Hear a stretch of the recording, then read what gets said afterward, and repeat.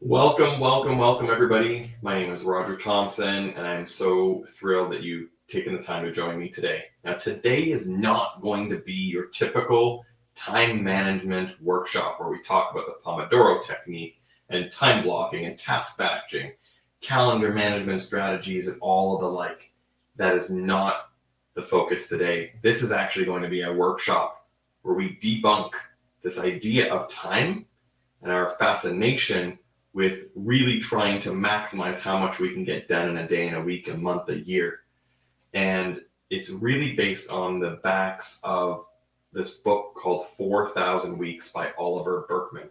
And I want to share with you 4 key takeaways from this book to hopefully give you some peace of mind that what you are doing is enough and that you can, with some simple changes, absolutely change the outcome of your life this week, this month, and in the future to achieve your goals. And it's not through achieving inbox zero. It's not through learning how to manage your calendar more effectively. It's not necessarily through hiring a virtual assistant. It's our association with time and why when you become more efficient, you actually become busier.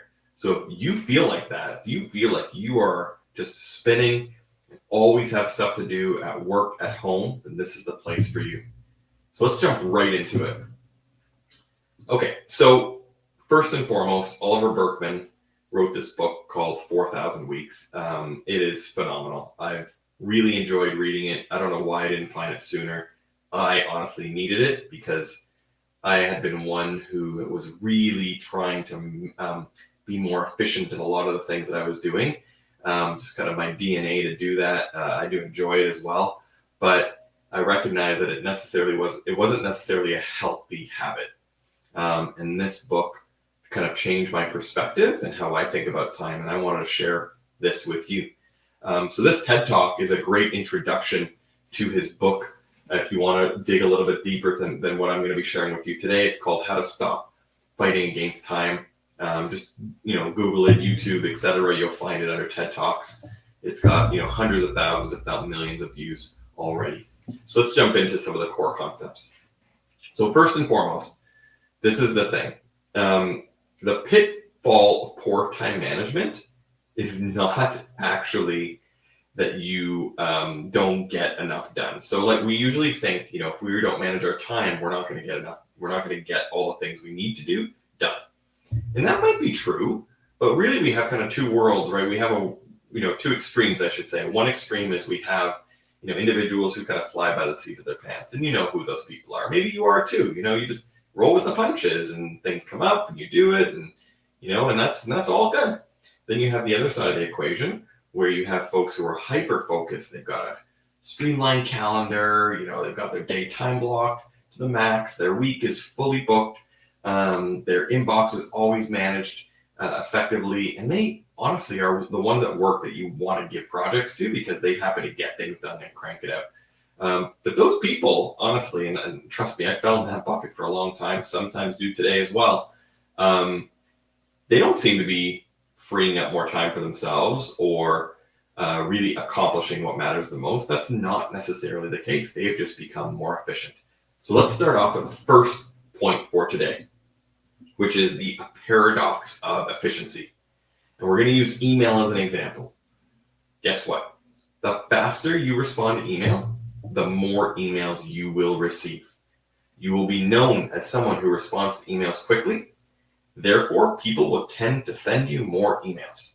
So there's actually a fine balance between certain things that you can become efficient at and what's actually the most productive way to spend your time. So we're going to talk about this idea that there's a difference between efficiency and effectiveness, where effectiveness is getting the right things done and efficiency is getting things done quickly. Now, what would you prefer? Getting things done quickly that don't matter, or being effective in getting the right things done, not necessarily quickly, but getting them done? So when you think about your life goals, whether it's at work or at home, the things that you enjoy, I'm going to venture to guess that most of us want to be on the effectiveness side. Who really cares about getting the things that don't matter done quickly? What really matters is getting the things done that matter and that you enjoy and that bring joy to your life, and that you can be, the best you can be at work, at home, for your friends, etc. That's where we want to be. So really it's about personal effectiveness. And, that's really where I am focused my energy on to help, I shouldn't say thousands yet, but that's the goal. Today, hundreds of individuals on their personal effectiveness. So we're going to dive further into the next 3 areas of the Oliver Burkeman book, but I want to share with you a quick little trailer first. Imagine knowing exactly what it takes to get promoted and become a standout leader. Join now and get a free disc profile to uncover your strengths, know your style, and how to make it work for you. Connect with a powerful community of like-minded leaders sharing insights, strategies, and real support to help you grow. Gain exclusive access to the personal effectiveness course, strategies and tools that you can implement immediately to take charge of your career. Sign up, refer a friend, and secure a spot in my LinkedIn Masterclass on personal branding. Unlock your potential, join us, discover your disc profile, and start your journey toward success.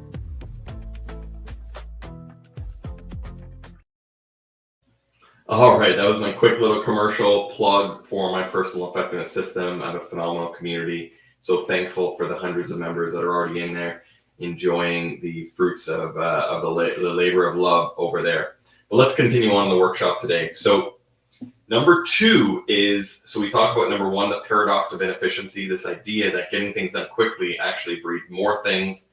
You're not necessarily getting the right things done. You're being efficient, but not necessarily effective. The second idea within the book is this concept of embracing your limitations. We only have 24 hours in a day, and we all have that.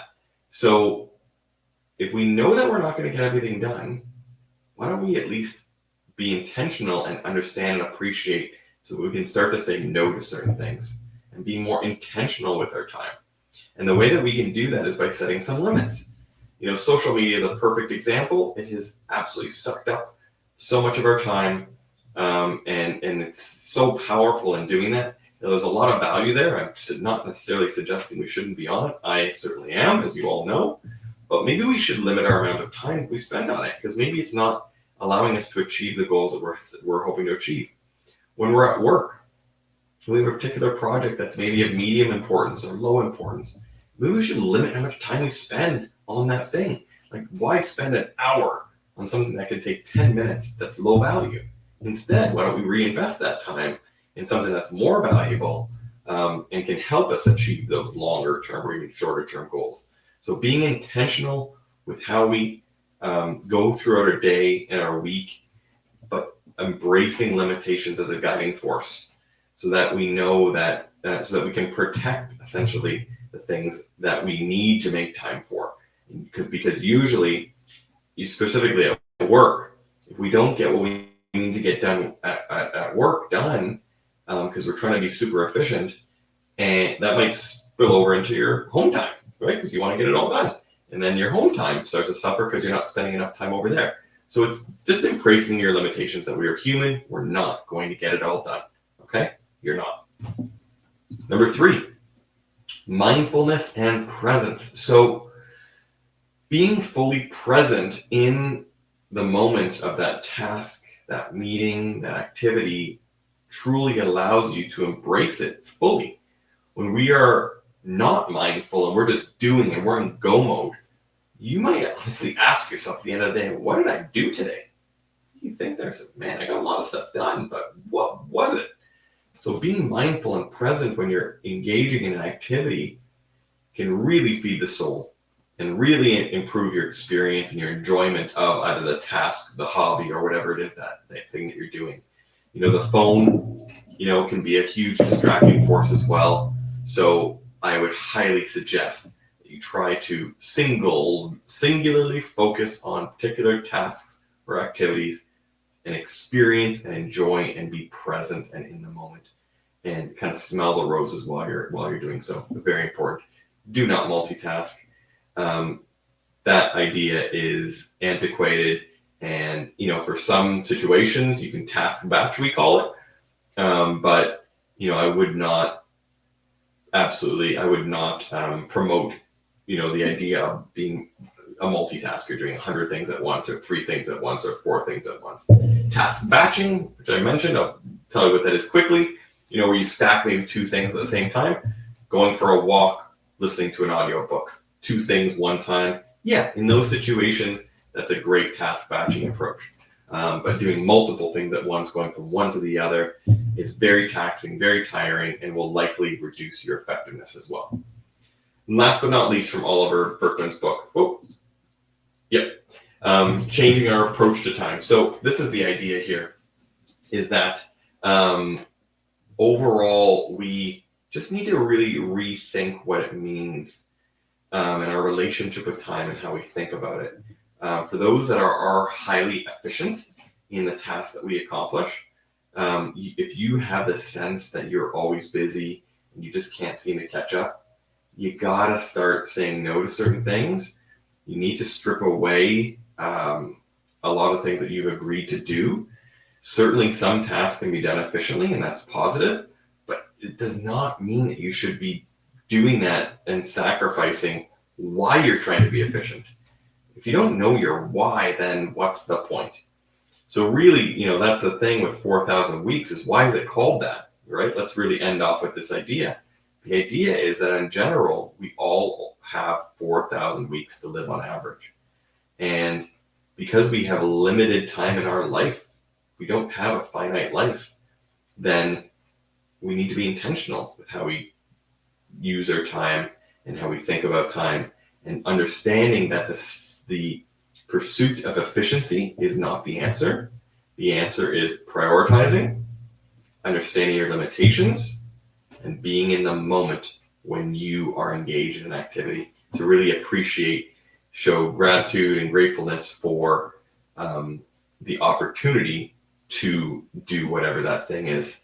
And I know it sounds crazy because you might be saying, well, I don't love my job, right? I get it. Maybe you're going to make a change. You're working towards that, but at the moment you need to do it. Be grateful that you're employed, right? You might be at home and you have young children and they are screaming.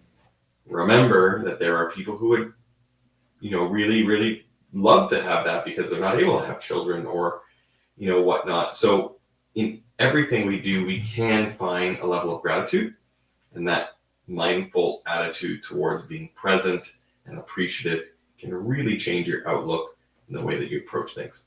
So to summarize, when we say beat the clock, it's not about beat the clock in terms of getting more done. It's about getting the right things done. Have a great day.